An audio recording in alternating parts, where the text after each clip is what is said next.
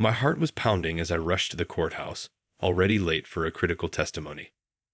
But as I turned the corner, I stopped dead in my tracks. There, on the crisp white of my freshly pressed uniform, was a jagged splash of bright red paint. I stared in horror, realizing this couldn't be an accident. Someone had sabotaged me, trying to prevent me from taking the stand. The stakes had never been higher. A guilty man could go free if I didn't make it on time.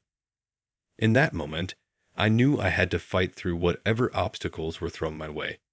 Justice was on the line, and failure was not an option. Damn it.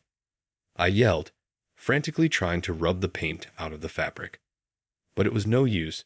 The damage was done. I glanced at my watch, only 15 minutes until the trial started. There was no way I'd make it in time looking like this. My mind raced, trying to piece together what had happened. I had been so careful, taking every precaution to ensure I'd be able to testify without incident. But somehow, someone had anticipated my movements and struck at the worst possible moment. As I stood there, frozen in panic, a familiar voice called out behind me. Well, if it isn't our star witness, all dressed up with nowhere to go. I spun around to see Karen, a sly grin plastered across her face. She worked as an assistant to the defense attorney, the very person I was about to testify against. "You did this, didn't you?" I demanded, my voice shaking with a mixture of fear and fury. "Why? What are you trying to pull?" Karen let out a dramatic sigh. "Oh, come now. You really think I'd risk getting my hands dirty over this?" She traced a finger along the paint stain, hissing disapprovingly. No. This was the work of a much more creative mind. I felt my blood run cold. If Karen wasn't behind this, then who? And more importantly, how was I going to make it to the courthouse in time? "Look, I don't have time for your games," I snapped. "I need to get this cleaned up and get inside before the trial starts. An innocent man's freedom is at stake here." Karen's smile only widened. "Oh, I'm well aware. And that's precisely why I can't let you do that." She stepped closer, her eyes glinting with malice. "You see, my boss has a vested interest in seeing that you don't make it to that courtroom. And if I were you, I'd start getting comfortable right here." I stared at her, dumbfounded. "You can't be serious. Are you actually going to try and stop me?" "Try?" Karen let out a harsh laugh. "Oh, honey, I'm not going to try." She pulled a small canister from her purse, and before I could react, she had sprayed a thick, foul-smelling liquid all over my uniform. "That should keep you occupied for a while." As the noxious fumes filled my lungs, I felt my knees grow weak. I opened my mouth to call for help, but the words caught in my throat. Karen's laughter echoed in my ears as the world around me began to spin. "Sweet dreams, witness," she whispered, her voice dripping with triumph. And then, everything went dark. I awoke with a pounding headache, disoriented and nauseous. As my senses slowly returned, I realized I was no longer on the street, but in some kind of dark, confined space. "Hello," I croaked, my voice raspy. "Is anyone there?"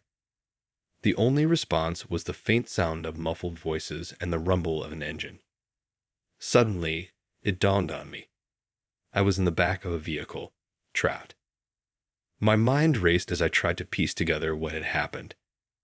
Karen's menacing words echoed in my mind, and I felt a wave of dread wash over me.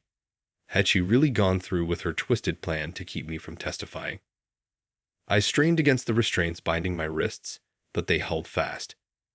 Panic began to set in as I realized the gravity of the situation. If I didn't make it to the courthouse, an innocent man could be convicted. And if Karen and her associates had their way, I might not make it there at all. Gritting my teeth, I renewed my efforts to free myself, twisting and pulling against the bonds with all my strength. But it was no use. They were secured tightly, and the more I struggled, the more the rough material bit into my skin.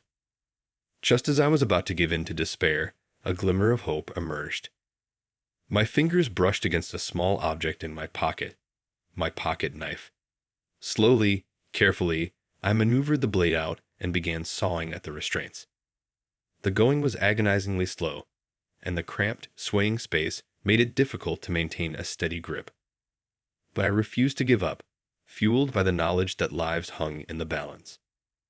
As the bonds finally gave way, I let out a sigh of relief. Quickly, I felt around the dark confines of the vehicle, searching for a way out. My heart sank when my hands encountered only solid, unyielding walls on all sides. Undeterred, I began pounding on the metal surface, shouting for help with all my might. But the roar of the engine drowned out my cries, and I knew that my desperate pleas were likely falling on deaf ears. With no other option, I steeled myself for what I knew had to come next. Bracing against the wall, I reared back and slammed my shoulder into the metal over and over again. The pain was excruciating, but I refused to stop, driven by a single, unwavering goal to break free and make it to that courthouse, no matter the cost. As the vehicle lurched around a sharp turn, I felt the metal begin to give way. With one final, desperate lunge, I crashed through the barrier and tumbled out onto the pavement, rolling to a stop. Disoriented and battered, I scrambled to my feet, my eyes frantically searching the unfamiliar surroundings. I had to find out where I was and get back to the courthouse, and fast. The clock was ticking, and time was running out. Adrenaline surging, I took in my surroundings. I was on a deserted country road, with fields stretching out on either side. The van that had been my prison was already speeding away, disappearing around a bend in the distance. My heart raced as I realized how far I had been taken from the city and the courthouse where I needed to be. But I couldn't afford to waste time. Quickly, I flagged down the first passing car, an old pickup truck, and flagged it down. "Please, you have to help me," I pleaded with the startled driver. "I need to get to the courthouse, right away. It's an emergency." The elderly man behind the wheel eyed me warily. "The courthouse, Ed? What's this all about?" I took a deep breath, trying to explain the situation coherently. "I'm a witness in an important trial. Someone just tried to keep me from testifying. Please, you have to take me back to the city. Lives are at stake." The man's brow furrowed, and for a moment I feared he wouldn't believe me. But then, to my relief, he nodded and gestured for me to get in. "Hop on in, son. Ain't no time to waste." I practically dove into the passenger seat, my mind racing as the truck rumbled to life and lurched back onto the road. Thank you so much. I can't tell you how much this means." The old man grunted in response, his eyes fixed intently on the road ahead. "Don't mention it. Sounds like you got yourself in a real mess. Just tell me which way to the courthouse, and I'll get you there as fast as this old girl can go." I quickly guided him through the winding country roads, my leg bouncing anxiously as the miles ticked by. With every passing minute, I grew more and more concerned. What if I was too late? What if Karen's plan had succeeded and the trial was already over? The thought made my stomach turn. I couldn't bear the idea of an innocent man being punished for a crime he didn't commit, all because I had been thwarted. I had to make it in time, no matter what. As the familiar cityscape finally came into view, I felt a surge of relief. That's it, the courthouse, just up ahead. The truck roared through the intersection, narrowly avoiding a collision. I cringed at the thought of the driver getting pulled over, but in that moment, I couldn't bring myself to care. All that mattered was reaching my destination. The vehicle screeched to a halt in front of the imposing stone building, and I flung the door open without a moment's hesitation. Thank you. I shouted over my shoulder as I sprinted up the steps. "I won't forget this." The old man simply waved, a small smile on his weathered face. "Good luck, son. Go get him." I burst through the courthouse doors, my eyes scanning the bustling lobby for any sign of the trial. I had to find the right courtroom, and fast. Every second counted. As I raced down the crowded hallway, I caught a glimpse of a familiar face. Karen, striding confidently towards one of the courtrooms. My blood boiled with fury, but I forced myself to push past the urge to confront her. I couldn't afford any more delays. Gathering my resolve, I redoubled my efforts, sprinting towards the courtroom where the trial was undoubtedly underway. I had to make it. Failure was simply not an option. The massive oak doors loomed before me, and I could hear the muffled voices of the judge and attorneys echoing from within. Steeling myself, I pushed them open and rushed inside, desperate to make my presence known. "Stop the proceedings," I shouted, my voice carrying across the hushed courtroom. All eyes immediately turned towards me, expressions ranging from shock to confusion. At the front of the room, the judge fixed me with a stern gaze. "What is the meaning of this interruption?" I took a deep breath, trying to compose myself. "Your Honor, I'm the key witness in this case. I was prevented from arriving on time, but I'm here now and ready to testify." The defense attorney, a smug-looking man with slicked back hair, rose from his seat. "Objection, Your Honor. This witness is clearly in contempt of court. He's disrupting these proceedings without justification." "Overruled," the judge said, raising a hand. "The witness will be allowed to take the stand. But I expect a proper explanation for this delay, young man." Relieved, I hurried to the witness box, ignoring the glare of the defense attorney. As I took my seat, I scanned the courtroom, searching for any sign of Karen, but she was nowhere to be seen. Swallowing hard, I turned my attention to the judge. "Your Honor, I was on my way here when someone sabotaged me. They spilled paint all over my uniform and then drugged me, trying to keep me from testifying. I was kidnapped and taken to a remote location, but I managed to escape and make it here as fast as I could." Gasps rippled through the gallery, and the judge's expression darkened. "This is a serious allegation. Do you have any evidence to support your claim?" I nodded quickly. "Yes, Your Honor. The paint stain is still on my shirt, and I'm sure the drugs I was exposed to are still in my system. I can provide samples for testing." The judge considered this for a moment, then nodded. "Very well. Bailiff, please escort the witness to the infirmary and have the necessary tests conducted immediately." As I was led away, I caught a glimpse of the defendant, a man I knew to be innocent, his face etched with worry. I steeled my resolve, determined to ensure that justice would be served. In the infirmary, the nurse quickly took samples of my blood and the stained fabric. "Don't worry," she said reassuringly. "We'll get these analyzed right away." I nodded, my mind racing. If the tests confirmed my story, it could be the key to overturning the entire case. But what if Karen and her associates had covered their tracks too well? The thought made my heart sink. After what felt like an eternity, the nurse returned, her expression grave. "The tests are conclusive. You were exposed to a powerful sedative, and the paint stain is a match for the type used in the courthouse." Relief and vindication flooded through me. "Then you have to tell the judge. This proves I'm telling the truth." She nodded, her eyes reflecting the gravity of the situation. "I'll make sure the court is informed immediately. You just focus on giving your testimony. Justice is counting on you." As I was escorted back to the courtroom, I could feel the weight of responsibility bearing down on me. I had to make this count. Too much was at stake to let Karen and her cronies win. This was my moment, and I wasn't about to let it slip away. As I retook the witness stand, the courtroom fell silent. All eyes were on me, the tension palpable. I could feel the weight of the defendant's future resting squarely on my shoulders. The judge cleared his throat, his gaze piercing. "The court has been informed of the circumstances surrounding your delayed arrival. The analysis of the evidence confirmed your claims." He paused, his expression grim. "This is a most disturbing development." I nodded solemnly. "Yes, Your Honor. Someone went to great lengths to prevent me from testifying today. But I'm here now, and I'm ready to provide my full account of the events in question."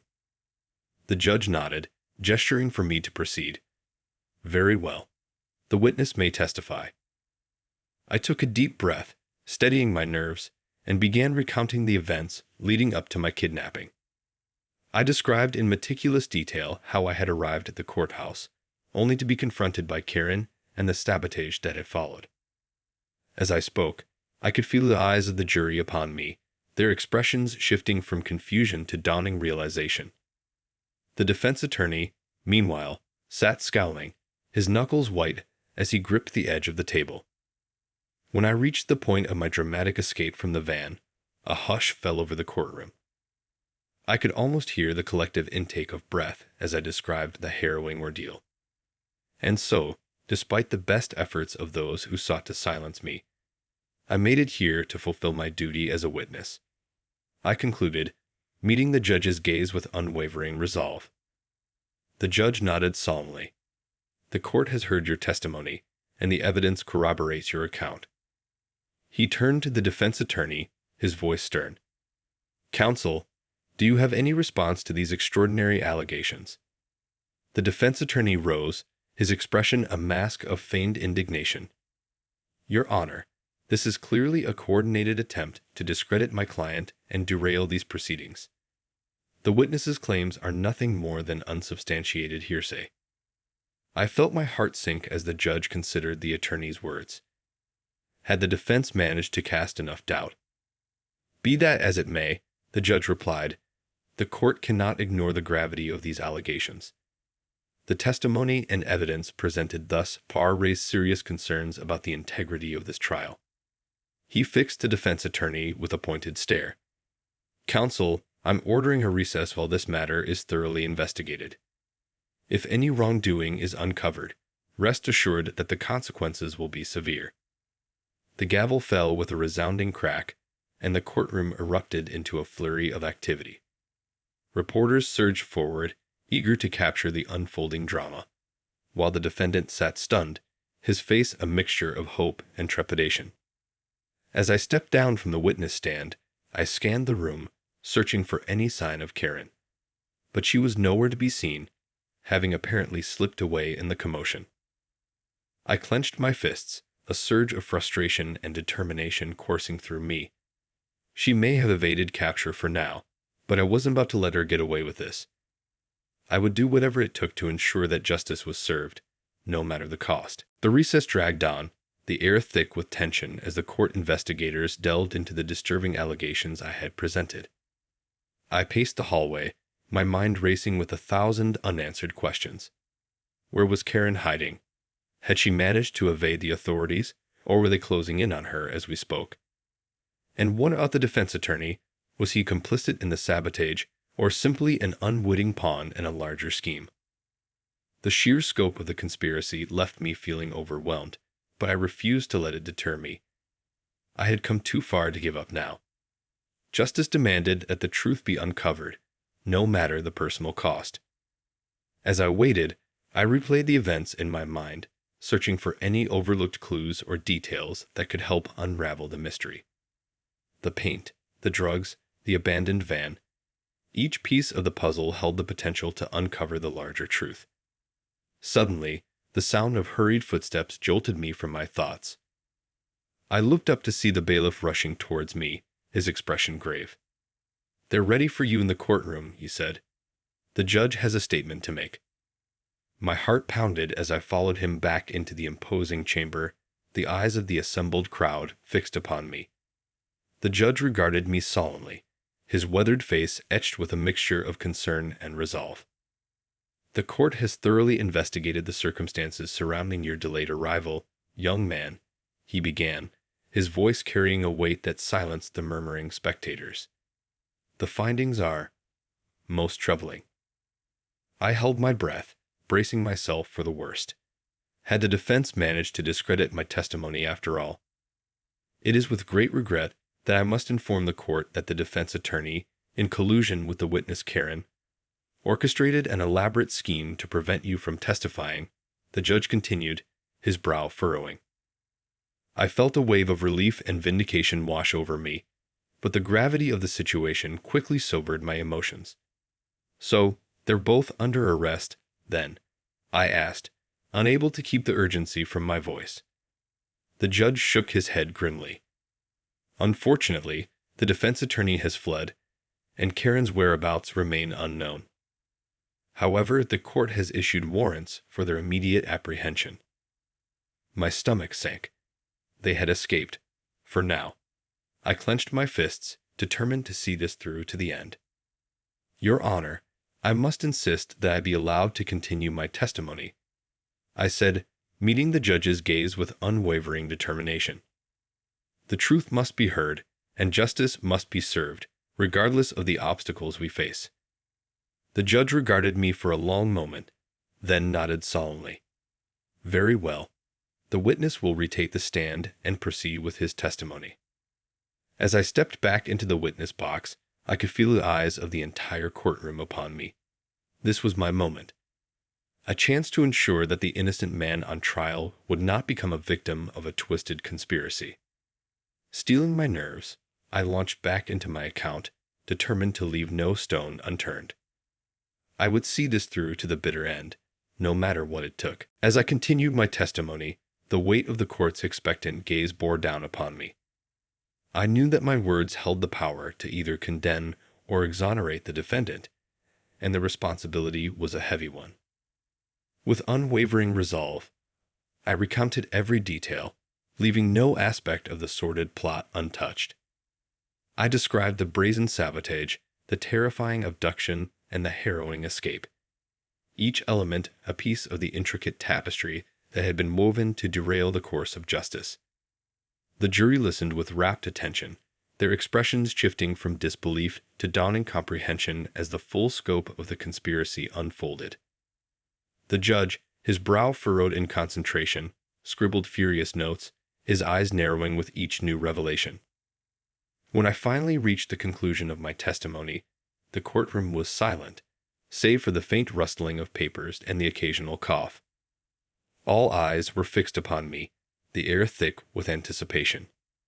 The witness has presented a most disturbing account, the judge began, his voice grave.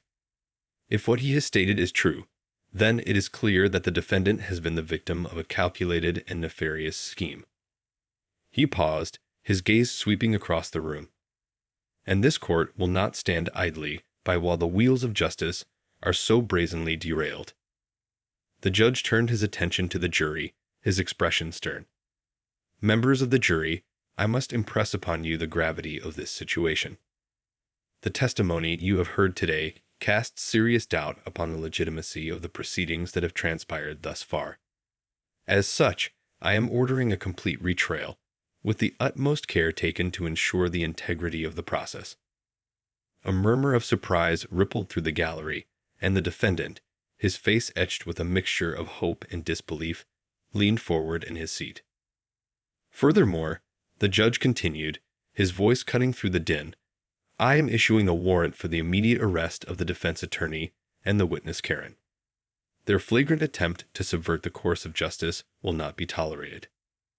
I felt a surge of relief and satisfaction wash over me. Finally, the scales of justice were beginning to tip in the right direction. But even as the courtroom erupted into a flurry of activity, I couldn't help but feel a twinge of unease. Karen and the defense attorney had proven themselves to be cunning and ruthless adversaries. What if they managed to evade capture once more? The thought sent a chill down my spine, and I knew that I would have to remain vigilant, ready to do whatever it took to ensure that the truth prevailed. As the bailiffs escorted me from the witness stand, I caught a glimpse of the defendant, his eyes shining with a renewed sense of hope. In that moment, I knew that my mission was far from over. I had to see this through to the very end, no matter the cost. The days that followed were a whirlwind of activity, as the authorities launched a massive manhunt for the elusive Karen and the fleeing defense attorney. The public's outrage over the brazen attempt to subvert the judicial process fueled the investigation, and the media coverage was relentless. I found myself at the center of it all, my testimony and the subsequent revelations making me a reluctant celebrity. Reporters clamored for interviews, eager to uncover every last detail of the sordid affair. But I remained steadfast, unwilling to indulge their curiosity until the matter was fully resolved. As the retrial began, the courtroom was abuzz with anticipation. The new judge, a no-nonsense veteran known for his unwavering commitment to justice, made it clear that he would tolerate no further shenanigans. The proceedings were tightly controlled, with every precaution taken to ensure the integrity of the process. I took the stand once more, my testimony even more comprehensive and damning than before. The prosecution presented a mountain of evidence, meticulously piecing together the intricate web of deceit that had been woven. With each passing day, the case against the defendant crumbled, and the noose tightened around the absent perpetrators. Finally, after weeks of intense deliberation, the jury delivered their verdict: not guilty. The courtroom erupted in a roar of applause, and the defendant, tears streaming down his face, embraced his overjoyed family. Justice had prevailed, and an innocent man's freedom had been secured.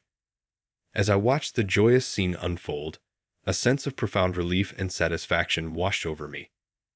I had faced daunting obstacles, endured physical and emotional torment, and risked everything to ensure that the truth came to light. And in the end, my efforts had not been in vain. But even as the triumph of the moment settled in, a lingering unease remained. Karen and the defense attorney were still at large, their whereabouts unknown. They had managed to elude capture, and I knew that they would not simply slink away into the shadows. They would be back, driven by their insatiable thirst for revenge. I steeled myself for the inevitable confrontation, knowing that I would have to remain ever vigilant. The battle for justice was far from over, and the war had only just begun. As I left the courthouse, the flashing cameras and clamoring reporters faded into the background. My focus was laser-sharp, my determination unwavering. I would not rest until the final score had been settled, no matter the cost. For in the end, the pursuit of justice was the only thing that truly mattered.